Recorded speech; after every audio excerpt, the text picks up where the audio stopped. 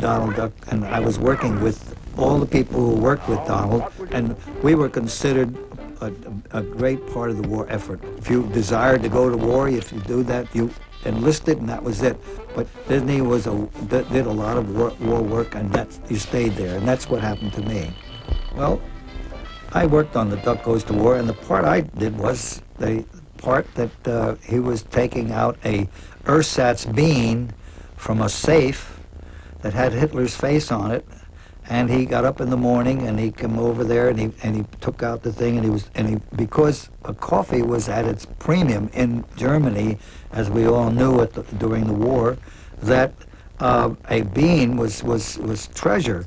And he looks around and he hides this thing to make sure that no one is looking at him, and he looks this way and that way, and finally he reaches into the coffee can and he comes out with one little coffee bean. The Führer's Face had three great things going for it. It was a Walt Disney cartoon, it starred Donald Duck, and it resulted in a hit song, a big hit that was a big morale booster during World War II.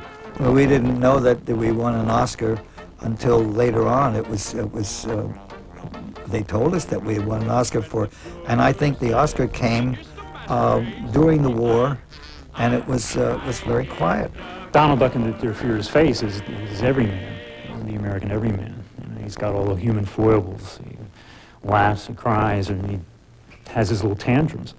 And once again, though, you're poking fun at the Nazi state and Nazism, and showing, though, how every man could be affected. If we allow this to happen, you could wind up being this way. That's sort of the underlying message. And don't take for granted our liberties. And done in a brilliant way. Only Disney could do that. In the Hollywood home of Movieland's Mickey Mouse, artist Walt Disney orders his famous cartoon characters into battle dress. They're in popular demand as emblems for the armed forces. Here's how an Air Corps insignia is created.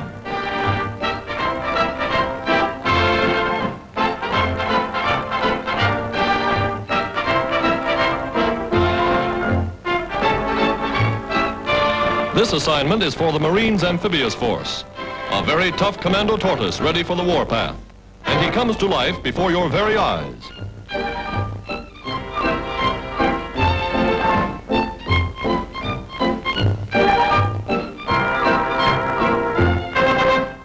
A Lockheed Hudson bomber, ready for delivery, is decorated with ferocious Pluto. The inscription tells the story. He's itching for a fight. During the war, these characters were already celebrities, and people had seen them in theaters and so forth, and the fact that we were showing them playing a different part was making that much more important. Clearly, the most poignant cartoon that may have been ever made, but certainly in the war effort, is Education for Death. The story is a story of the fact that the German people have to bring their youths and have them trained to be killed in the war, and the use of the images.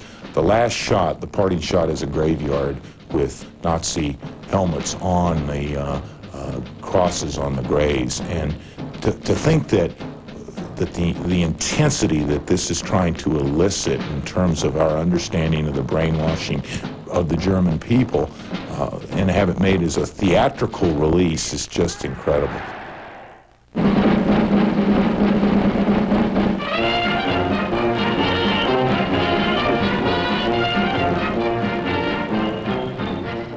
I had been directing a unit with Schlesinger for a couple of years.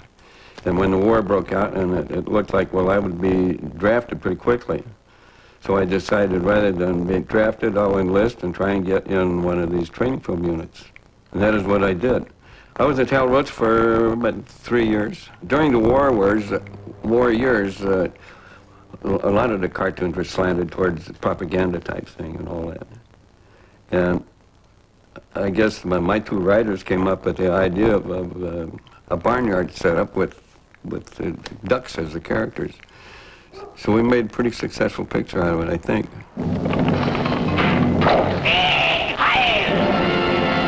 Time passed. the bad egg grew to duckhood, and with artistic aspirations dreamed of brush and palette, but ended up with only the brush. His artistic efforts spurned, he soon turned to other endeavors. Und vergesst nicht, du Dops, ich bin der abgeblossene Freisch in Deutschland, in alle Europa, ja in der ganzen Welt. Particularly when you're talking about characterizing the enemy as fools or insane or very humorous type of characters, that you have much less of a problem with cartoons than you would with feature films, because everyone expects cartoons to be over the top. They expect cartoons to go beyond the bounds of reality. Characters, most of them are not human beings, and if they're human beings, they're outrageous caricatures who do various things that human beings can't. People didn't watch these cartoons and take Hitler lightly. This was one way of showing our contempt for Hitler and his policies. And the same thing for the Japanese and the same thing for Mussolini. We had contempt for them. We were going to wipe them out and set things straight. But that doesn't mean that we were taking them lightly. Yeah, it was just funny to see the takeoffs that we on those three characters, I think. But there were some gags in that thing that I'd never be caught dead on making now. But we didn't think too much of racial things and stuff like that. And I cringe now every time I see that dictator. The Japanese duck, for instance, we kind of made fun of him, but after all, there was a war going on, and you expected things like that, I think. There was a tendency to either dismiss them or to paint them just as totally evil.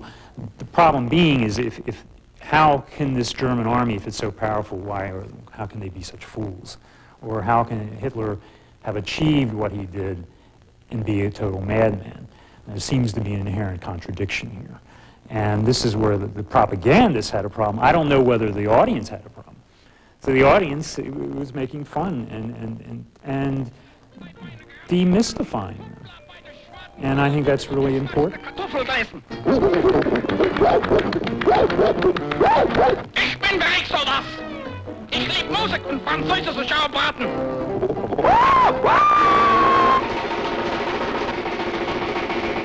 Ich mache das als ein Nominierter. Diese Frau, das überhaupt nicht ab.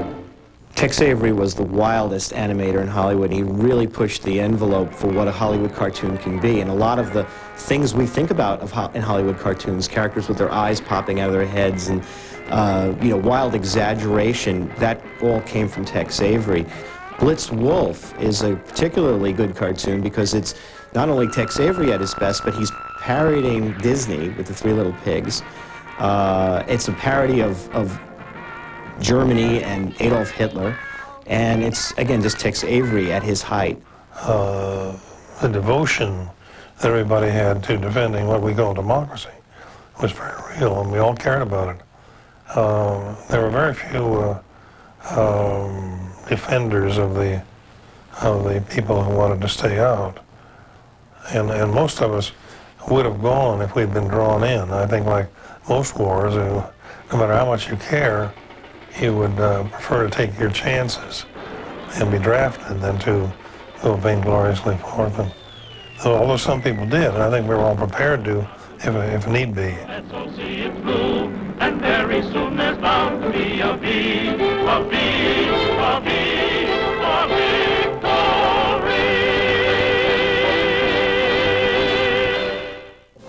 Cartoons Go to War will continue in a moment. If your tools are looking a little more rusty than trusty, turn to the folks in the red vest, because they've got a wide variety, including Ace brand hand tools, built tough with a lifetime warranty. That's what makes Ace the place for the helpful hardware folks. Gotta get him up and out the door. Class full of kids he's getting up for. I'll start Folgers to prove the aroma will pull him through. Folgers, made from mountain-grown beans, with an A+ aroma to start your morning right. Gotta face each day brand new, 'cause the teacher's got so much to do. So the best part of waking up is Folgers in your cup. Bob and Judith Akers looked forward to the day they could retire to a little business by the sea. No easy project to take on alone. Fortunately, a Dean Witter broker was there to help them chart the proper course. Each individual's dream is unique. So too must be our solutions. Now the Akers not only have a place they can call home, others can too. Be back at 10. We'll leave the light on. At Dean Witter, we measure success one investor at a time. Every day I try my best to meet the challenges that come with doing the toughest job in the world. That job isn't being president, it's being a parent. It's tougher than ever to be a good parent. It's a job that none of us can do alone. That's why 350 wonderful organizations have come together to create the Coalition for America's Children to help parents raise good kids. The Coalition knows hundreds of ways you can help. We hope you will contact the Coalition soon. Thank you. Now get 24 issues of the new New Yorker week after week for just $19.98. Save $40 off the cover price and get this special cartoon collection free with your paid subscription. Call 1-800-354-3400.